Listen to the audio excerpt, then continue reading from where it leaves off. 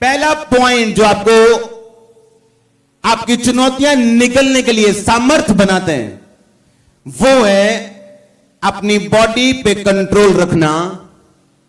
अपने पॉइंट को नोट करो, जिनमें से एक जाति का नाम है इंटरकोर्स, मतलब फिजिकल रिलेशनशिप अपने वाइफ के साथ, जिसे हम बोलते हैं।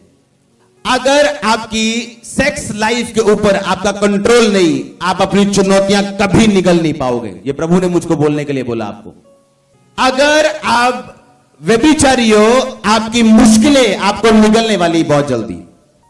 अगर आपकी बॉडी के ऊपर आपका कंट्रोल नहीं, तो ये आपको निकलने वाली है बहुत जल्दी।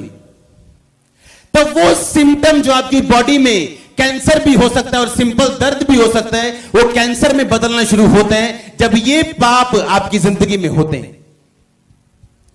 जब सैमसंग दलीला के साथ सो रहा था, तो दलीला ने कहा, मुझको बताना तू कैसे पकड़ा जा सकता है, तेरी स्ट्रेंथ का राज क्या है? कहता, कोई नई रस्सियों से मुझे बांधे, 7 रस्सियों से तो मैं बंध जाऊंगा। उसने 7 रस्सियां ली और बांध दिया और बोला फलिश्ते को, आ जाओ। जैसे वो आए, उसने कहा, सैमसंग फलिश्ती आ रहे हैं। उसने झटका और वो टूट गया। उसने फिर कहा, नहीं तूने मुझे झूठ बोला, बता तुझे कैसे बांधा जा। आप समझो दिमाग को, दिमाग से एक बंदा जिसको पता हो कि ये लेडी बार बार मुझे बांध के लोग बुला लेती है, और फिर भी उसने अपना राज उसे बताया। सोचो उसके दिमाग का हाल क्या हुआ होगा। क्योंकि जब आप एक औरत के साथ सोते हो जो आपकी वाइफ नहीं, आप सिर्फ फिजिकल रिलेशनशिप में नहीं हो, दुष्ट आत्माएं भी ट्रांसफर होती हैं आपके शरीर में।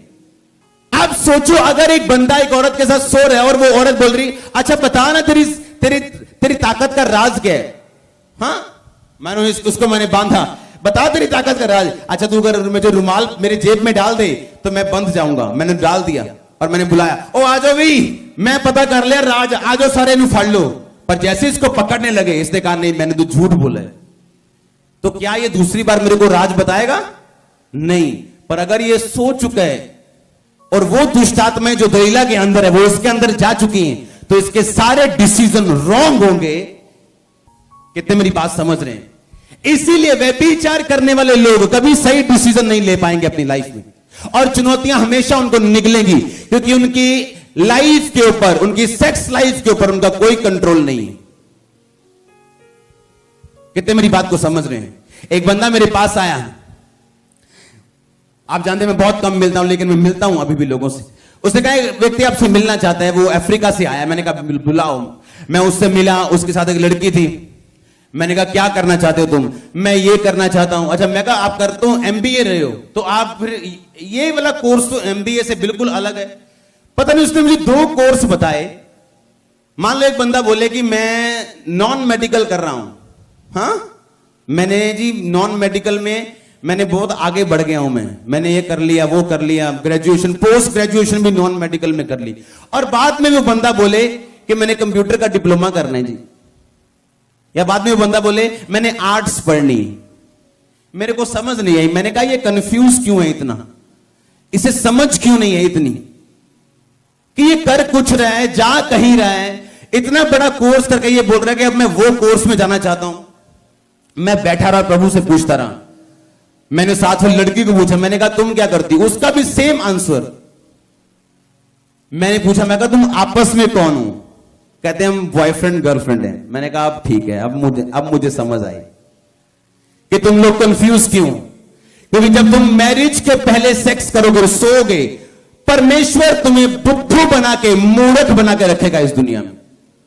और तुम्हारी मूर्खता दुनिया का कोई काउंसलर ठीक नहीं कर सकता। तुम्हें जितना मर्जी समझाओ, नहीं ये कोर्स ठीक नहीं है, उसको लगेगा नहीं यही कोर्स ठीक है। क्योंकि बाइबल बताती है कि झूठ बोलने वाली दुष्ट आत्मा उस व्यक्ति का पीछा करेगी जिसकी जिंदगी में यह पाप होगा। उसे लगेगा जो मैं कर रहा हूं बिल्कुल सही है, और बाद में आपको स्टोरीज मिलेंगी। आज देखो जी बंदा ग्रेजुएशन, पोस्ट ग्रेजुएशन पर देखो की करता आजकल। सुनी स्टोरी कि नहीं सुनी? हां, क्यों? क्योंकि पीछे एक ऐसी स्पिरिट है जो आपको मालूम नहीं कहां से आई। आप सिर्फ यही देखोगे, देखो जी ग्रेजुएशन करके भी ये हाल है, देखो जी पोस्ट ग्रेजुएशन करके भी ये हाल है, देखो जी आ वाली पढ़ाई करके भी ये हाल है। हालेलुया। क्या सुलेमान को परमेश्वर ने दर्शन नहीं दिया? बोलो, दिया कि नहीं दिया? क्या उसको सपने में वो बुद्धि नहीं दी जो आज तक किसी को नहीं दी? दी कि नहीं दी? क्या वो सबसे सामर्थी राजा नहीं था? हां, क्या उसने परमेश्वर को अपनी आंखों से नहीं देखा था? क्या ये वाला देखना नहीं, टेस्ट करना, देखा था कि नहीं देखा था?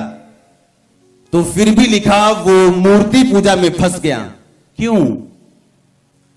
अगर आप इस चर्च के एक विश्वासी को बोलो, क्या टेस्ट बनी आपकी? जी मेरी वाइफ जड़ी प्रेग्नेंट नहीं हो रही। आप में प्रॉब्लम? हाँ जी, स्पर्म, आपके स्पर्म में प्रॉब्लम थी, आपकी वाइफ प्रेग्नेंट नहीं हो रही थी। अभी क्या हुआ? अभी है, प्रेग्नेंट है। कितने महीने से? 6 महीने। सुनो सुनो सुनो सुनो, एक ऐसा बंदा जो डॉक्टर से फिर आया हो। हाँ, मैंने एक बंदा पकड़ा है, सभी नहीं पकड़े। हाँ, एक। अब उसको मालूम है यीशु मसीह परमेश्वर है। हाँ, इसकी लाइफ में 10 और गवाहियां बनने वाली। सुनो, जब बंदा खड़ा रहता तो एक टेस्टिमनी उसकी सिर्फ सीढ़ी है अगली टेस्टिमनी के लिए। सुनो, अगर मैं आज इसको बोलूं कि तू चल, तुझे बेबी तो हो गया मैं, लेकिन मैं चाहता हूं तुझे फाइनेंस भी मिले और चल तुम मेरे साथ एक फलाने बाबे के पास, क्या ये जाएगा? नहीं। कुछ भी हो जाए नहीं जाएगा। पर सुलेमान कैसे चला गया? जबकि सुलेमान की टेस्टिमनी तो टू मच बिग थी। प्रभु को सपने में देखना, बुद्धि लेना, सामर्थ्य लेना, ना हारना, भवन बनाना, इतना बड़ा काम करके भी वो एंड के दिनों में मूर्ति पूजा में फंसा। क्यों? बाइबल बताती उसकी 700 वाइव्स थी जो अन्य जातियों में से थी, और जब वो अन्य जातियों की पत्नियों के साथ सोया तो उसकी दुष्ट आत्माएं उसकी पत्नियों की उसकी भी हुई, और जब उनकी दुष्ट आत्माएं उनकी हुई तो वो डिसीजन भी उसके हुए जो उनके थे। आज एक व्यक्ति जो वैश्या के साथ सोता है, वो ना सिर्फ फिजिकल रिलेशनशिप नहीं बना रहा, वो उसके सारे कर्ज अपने ऊपर लेके आ रहा है और सारी दुष्ट आत्माएं अपने ऊपर लेके आ रहा है। कितने समझ रहे हैं? ऐसा क्या हो गया सुलेमान को कि सब कुछ देख के भी वो बिगड़ गया? आप शारीरिक तरीके से तो बच सकते हो, कि नहीं जी मैं तो बड़ा बुद्धिमान हूं जी, मैं तो वैश्या के पास ऐसे जाते ही नहीं, मैं तो बड़े सिस्टम लेके जाता हूं। आप शारीरिक बीमारी से तो बच जाओगे, आत्मिक बीमारी से कैसे बचोगे? दुष्ट आत्मा से कैसे बचोगे? इसीलिए आप टूटे हुए और बेकार हो चुके हो। कितने मेरी बात को समझ रहे हैं? इसलिए हर वो व्यक्ति, पहला कुरिन्थियों 6 उसकी 9 उसकी 10 आयत में लिखा, ना वैश्यागामी, ना परस्त्रीगामी, ना लुच्चे, ना मूर्ति पूजक, ना लोभी परमेश्वर के राज्य में प्रवेश करेंगे। ये लोग प्रवेश नहीं कर पाएंगे।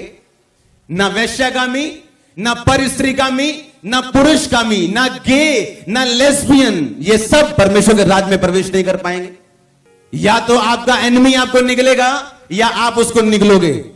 डिपेंड ये करता है कि आप कितने तैयार हो अपनी लड़ाई को लड़ने के लिए कि आप उसे निकल सको। क्योंकि कोई भी सिविलियन बॉर्डर पे खड़ा नहीं हो सकता, एक फौजी खड़ा हो सकता है, और फौजी की तैयारी करवाई जाती है और ट्रेनिंग करवाई जाती ताकि वो खड़ा हो सके और जीत सके। इन 6 जातियों में से एक जाति का नाम है खाना, एक जाति का नाम है इंटरकोर्स, एक जाति का नाम है स्लीप, सोना। हर वो विश्वासी जिसको नींद बड़ी प्यारी है, वो अपनी मुसीबत को कभी निगल नहीं सकता। नीति वचन में लिखा, एक और झपकी, एक और नींद, थोड़ी देर हाथ पे छाती पे हाथ रख के लेटे रहना, लेकिन तेरी घटी हथियार बंद के समान आ जाएगी। जैसे एक निहत्थे व्यक्ति को 10 हथियार वाले बंदे घेर ले और वो कुछ नहीं कर सकता। परमेश्वर ने कहा ज्यादा सोने वाला मसीही हमेशा ऐसे लोगों के समान होगा जो हथियार बंद लोग उस पर कब्जा करेंगे, उस पर आ जाएंगे और वो कुछ नहीं कर पाएगा। हालेलुया। यीशु मसीह को रात को पकड़ने के लिए आए थे लोग, सुबह क्यों नहीं? रात क्यों? क्योंकि रात को शैतान अपनी शक्तियों को यूज करते हैं, और अगर आप रात को प्रार्थना करने वाले क्रिश्चियन नहीं, तो या तो शैतान आपको निगलने वाला है या आप उसको निगलने वाले हैं। अगर उस रात को यीशु मसीह को मालूम था कि वही रात है जब शैतान मुझे पकड़ने के लिए आने वाला है, और यही रात है जब मैंने प्रेयर में बितानी है, क्योंकि उसी रात में शैतान ने अटैक करना था और उसी रात में यीशु मसीह ने परमेश्वर के साथ प्रार्थना में रहना था। कौन जीता? प्रभु यीशु मसीह। क्योंकि या तो आप एनिमी पे कब्जा करोगे या वो आप पे कब्जा करेंगे। संधि कोई नहीं होनी, ना मैच टाई होने। आमीन। आप फिक्स मैच में हो, आपका जीतना तय है, लड़ना आपको है।